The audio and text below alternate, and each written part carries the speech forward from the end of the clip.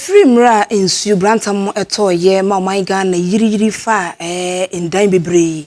na so no odwumakuo nso niam bi nso ekoye esi won kwan yenu no bebre nso na to nanano ewon se do a ye ma omo yakọ wo sansem ye ba ye na ewo se aban no efa niam bi si nani so na wotumi eboa yenu no mo asidan bi asi gata ho anase nsuo mu na ne kwan no entumi enkoyie no wo se mpanifo omutumi enye ekuo bi ombehwe saa ne mane nyina eno ntie na edi aban no ate ekuo bi eye mitigation team na saa team wei na ehwe saa ne mane nyina omo de omo ensa hwe kopie mu ewo yarefa omo se nsuo bi eda ho no mo anenke wo se ne kwan no efa mu no omo yi ne kwan na se ne kire no de afa baabi eno so na mso ema ebu efa so ema nkofo bi so omo nima bi etumi eka nsuo mu a na enya asem ketwa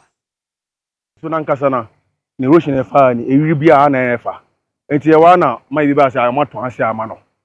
timne ni nya problem kra wa na dia still na okofa sikebita ebeju ya tim ko boy me fo amane e ba ye menim ebi kakra mama I don't know that one there ana omo yi omani nti panyimfo nyina ba se omo ntia se ba so ne de because so ni yiri a ade obi afie ko ha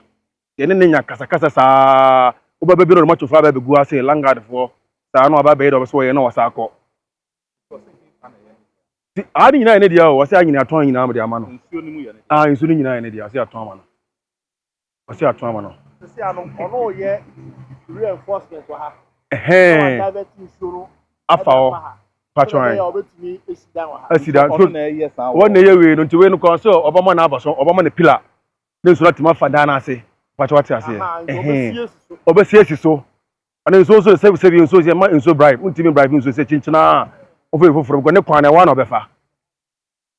we ekososi ano no ekonkofo fie maami bi wo abu wo no kura nte woni nsuo ni yiri a wo nyina no eni fia nyina nsuo no de yiri para no de wa ha wo ya wan ko ba ebe twon kura akọ yiri e boss go nsuo ni firi no wa na eba